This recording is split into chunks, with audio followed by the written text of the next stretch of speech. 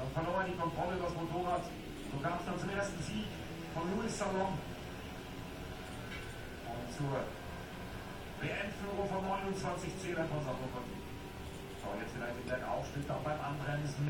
Die KTM geht gut, das Bike von Sandro Cortese mit der LSA geht vorbei.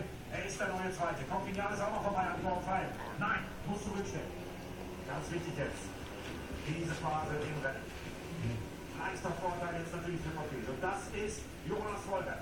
Er geht in die letzte Runde und kann hier seinen zweiten Karrieresieg vielleicht verbuchen. Salom jetzt an beiden vorbei, an Kornwald und Vinales. Und Cortese ist auf 2. Ein deutscher Doppelsieg liegt in Reichweite.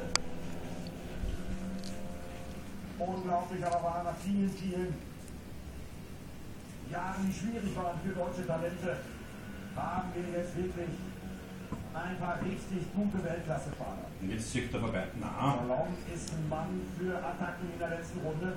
Das wissen wir seit letzten Wochenende, das wissen wir seit Assen.